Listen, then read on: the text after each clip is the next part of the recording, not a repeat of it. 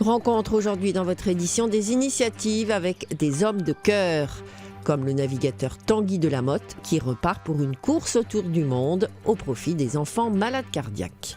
Dans la Sarthe, les voisineurs vont visiter les personnes âgées très souvent isolées. Mais d'abord, partons faire connaissance avec ceux qui s'engagent pour les Restos du Cœur. En Meurthe-et-Moselle, l'association cherche des bénévoles, portrait de ces généreux volontaires. Allez, c'est parti. Jean-Paul est l'un des 23 bénévoles des Restos du Cœur de Vendeuvre-les-Nancy. Depuis 4 ans, il s'engage auprès des plus démunis, une façon d'être fidèle aux valeurs de Coluche, des valeurs de solidarité.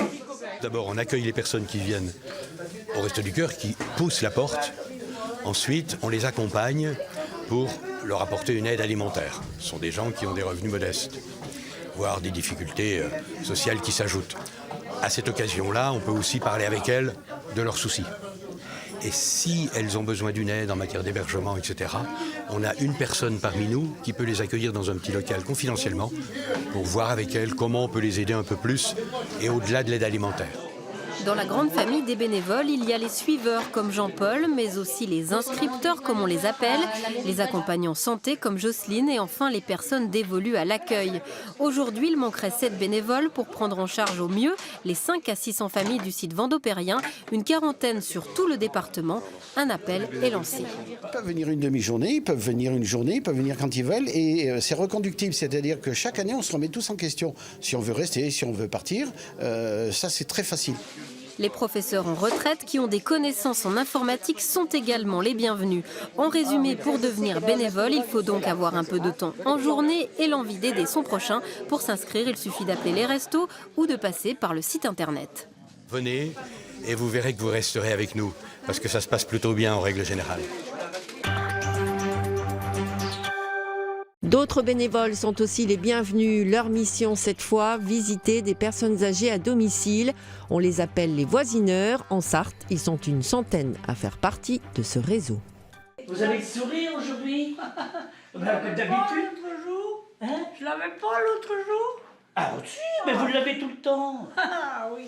Ils se retrouvent comme des amis de longue date. Voilà. Bon, allez, à votre santé. Voilà. Et que ça aille. Ça va autrement, là, en ce moment Chaque semaine, depuis 9 mois, Jean-Michel rend visite à Yvette.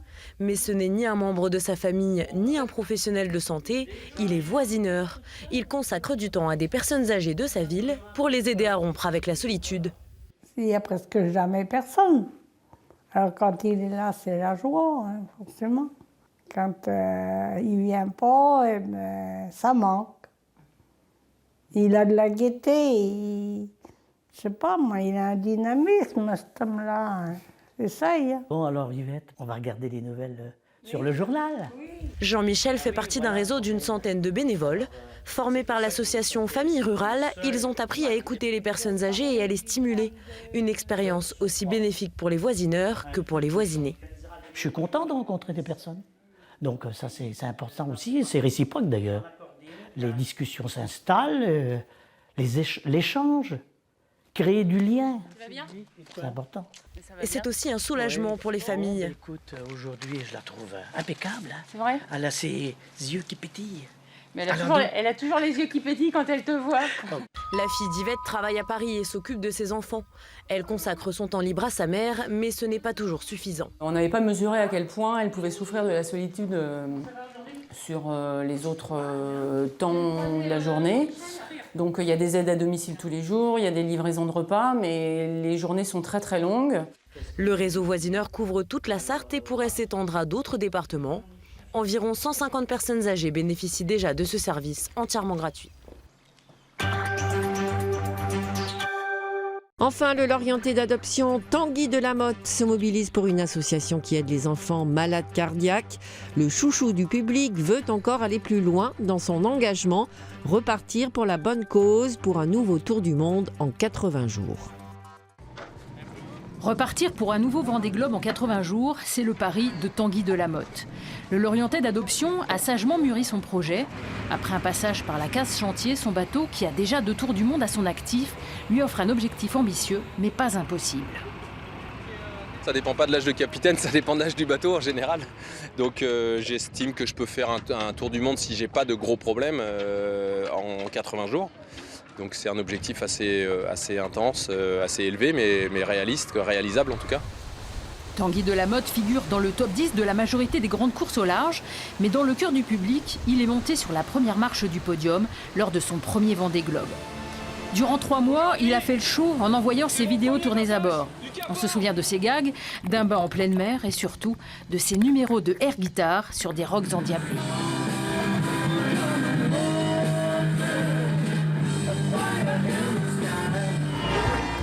Chouchou du public également pour la bonne cause. Formidable communicant pour une association qui prend en charge des enfants malades du cœur. Au fur et à mesure des 1000 parcourus, des fonds sont réunis pour permettre de les opérer en France. En 2012, lors de son premier Vendée Globe, une vingtaine d'enfants a ainsi pu être sauvés. On a un objectif de sauver un minimum de 30 enfants. La dernière fois, on a pu en sauver 20. Donc ça faisait une somme que mes sponsors ont donnée à l'association en tant que mécène de 240 000 €. Et là, on vise au-dessus. Donc j'essaye d'aller plus vite et on essaye de sauver plus d'enfants. Marin ou grand cœur qui n'hésite pas à accueillir à son bord en compétition des personnalités qui ne sont pas des pros de la navigation. Lors de la Transat Jacques Vabre 2013, l'humoriste belge François Damiens a pris son rôle très au sérieux. J'essaie juste de ne pas te lâcher parce qu'on a de la vie. De la bonne humeur pour dédramatiser la maladie et partager son engagement sans faille auprès des enfants. Tanguy de la Motte, un navigateur solitaire et solidaire.